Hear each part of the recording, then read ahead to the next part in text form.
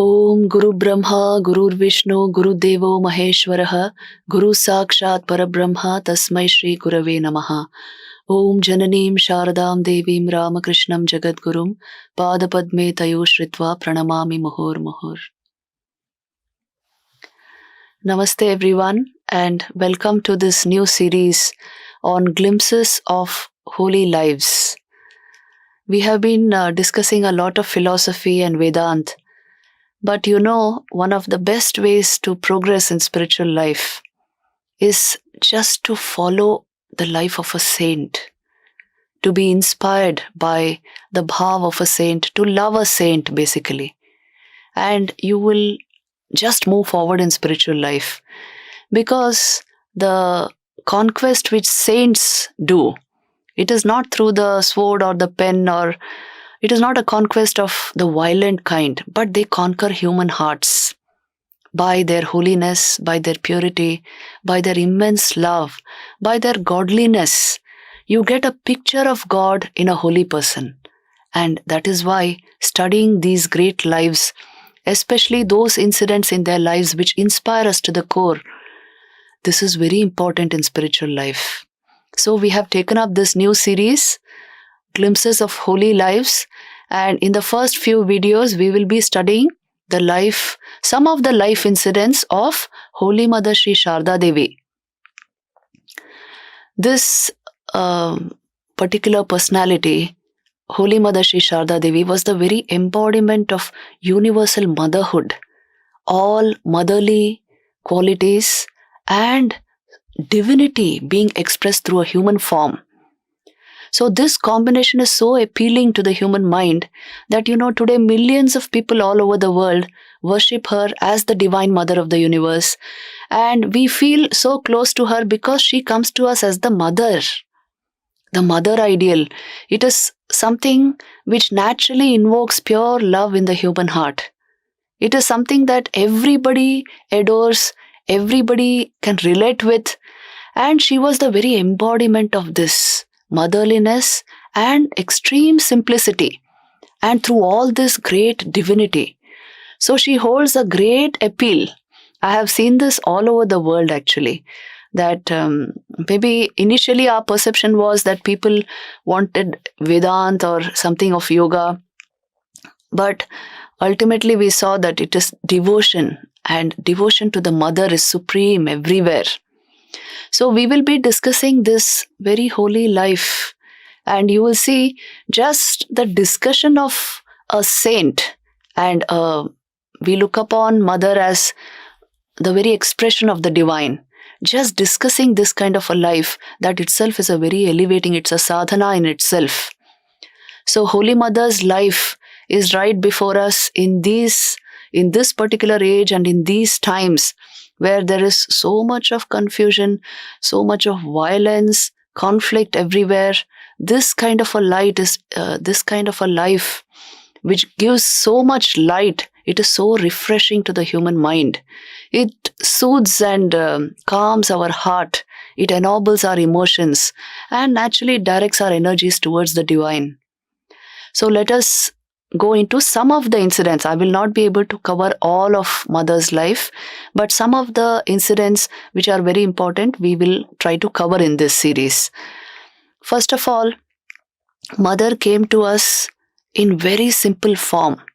She was born in Jairambati, which was an out-of-the-way village in Bengal, in India. But today Jairambati is a huge pilgrimage center. Thousands of people go to Jairambati just to get this inspiration from Mother's life, and you find her living presence there. And actually, one of the American authors, she has described Mother as this, really we can't imagine that such a powerful saint, great saint, would come out like this, in this form, in such a simple form, she says. Because Mother was born to very humble parents, but who were very devout and full of spiritual virtues. So she was born to Ramchandra Mukhopadhyay and Shyama Sundari Devi way back in 1853 in the village of Jairambati. So when she was born, there was great rejoicing in the home. Their very descent of these saints, it is divine. So her mother had a kind of divine intuition that the girl born to her is actually a goddess come in this form. The father also had some kind of a intuition about this. And so when Sharda was born, the whole family really looked upon her as a divine child. And her parents were very simple people. The father used to go and work in his fields, and being a devout Brahmin, he was used to worshipping, rituals, all this. So right from childhood, Sharda saw, and what she was also taught by her parents, the life of austerity and contentment, but the life of love and service, devotion to God. She grew up like that. So you can visualize little Sharda doing all these little things like husking paddy, helping her mother cook. Even from a young age, Sharda got initiated into all this. She would carry puffed rice to the fields where her father would be working. And she would make sure that everybody had their food well. She would sit and fan the food when it would be hot to cool it down so that people could relish it. And then she would go to the ponds, which are so common in Bengal, and there she would wade into neck-deep water and cut grass for the cows. So you can visualize Sharda doing all this little girl. And she in fact even learned swimming in one of those ponds by upturning a pot which acted like a float. So she grew up in the midst of nature, and children who grow up like this, they become very sensitive and very, very caring in many ways. So you will find all of this in mother's life.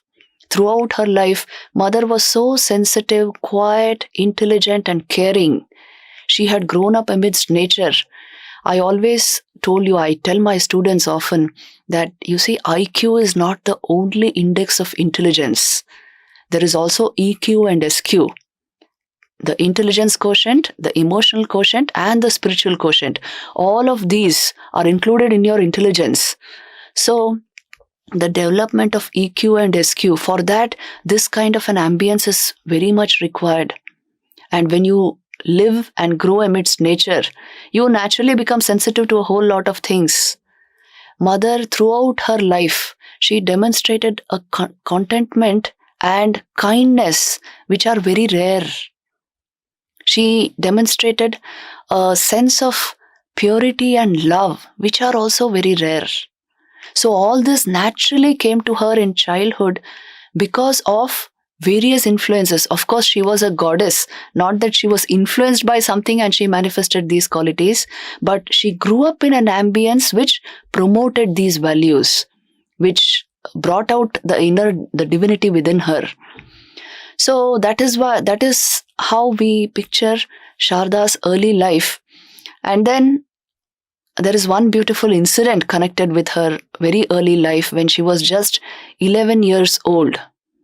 There was famine in Jairambati, and that was a terrible famine where a lot of people went hungry. So Ramchandra Mukhopadhyay, who was the father of Shardamani, he opened up food for cooking for everyone and offering food to everyone, because he had a huge bin with stock stored from the previous year. He converted that into khichdi, a kind of lentil and rice mixture, and cooked it and served it to everyone who from the village who was suffering the pangs of hunger. And little Sharda, who was only 11 years old, saw all this, and she would come forth, and when the khichdi was poured into leaf plates to be offered to the villagers, she would fan that food and cool it down so that they could have their fill. And they were so hungry. They came in great numbers, and everyone came and had food at Ramchandra Mukhopadhyay's place. So throughout, because mother had seen this scene, throughout her life, she loved feeding people. She herself would cook with her own hands and feed people, and the contentment she got by that. She exuded all these virtues from a very young age. See, today we have a lot to learn from this. In terms of education, we think it is mainly an education that is geared towards a good job, an education that develops our IQ or the amount of information we get within ourselves. But quickly you will realize uh, whether we get the job of our dreams or not, you will realize that there is education is a lifelong experience. There is so much to learn, and education never stops when we stop going to college.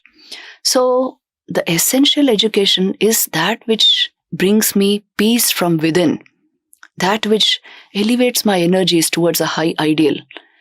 And of course, gathering information, and now today you have all the means to do that very effectively, isn't it? There is always Google to give you whatever information you want. So the essential thing is the training of this body-mind complex towards a high ideal. This is a very essential part of education. In earlier times, see, the culture of India and the ambience provided by the homes which were sensitive to these ideals, they brought in this culture naturally, these qualities naturally into the children. Today we will have to understand this and apply it with effort, that for the complete development of the individual, the emotional development, the spiritual development, all of this will be required. Proper exposures, good ambience, a kind of holiness in the life, a kind of sanctity about the human life. All of this is required to elevate your energies and to manifest the complete human being. So, this lesson I think we get from mother's life, that it is in childhood that we have to lay these sanskars for a great life to blossom.